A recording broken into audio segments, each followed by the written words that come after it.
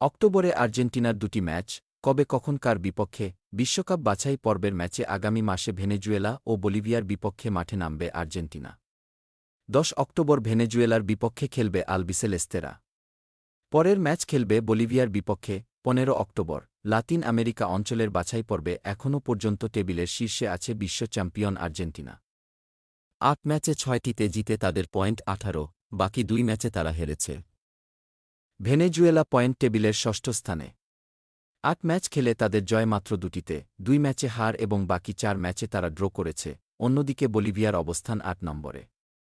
8 match খেলে 3 জয় ও 5 হারে তাদের পয়েন্ট 9 নম্বরে আছে চিলি, তাদের পয়েন্ট মাত্র 5, 8 ম্যাচে তারা জিতেছে মাত্র 1টিতে। 5 ম্যাচে হার ও 2 ম্যাচে ড্র করেছে চিলি। গ্রুপের তলানিতে আছে পেরু। এখনও পর্যন্ত জয়ের দেখা যায়নি এই দল, 8 ম্যাচে ড্র করেছে 3টি, বাকি 5 ম্যাচেই হেরেছে।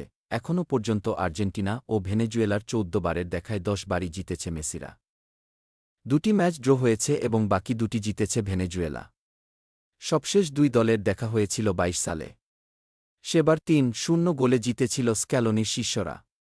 এ পর্যন্ত আর্জেন্টিনা ও বলিভিয়া মুখোমুখি হয়েছে মোট 16 বার। তার মধ্যে 11 ম্যাচেই জিতেছে আলবিসেলেস্তেরা। 3 ম্যাচ ড্র ও বাকি 2টিতে জিতেছে বলিভিয়া। 2 দলের সবশেষ দেখা হয়েছিল গত বছরের সেপ্টেম্বরে। সেই ম্যাচে 3-0 গোলে জিতেছিল আর্জেন্টিনা।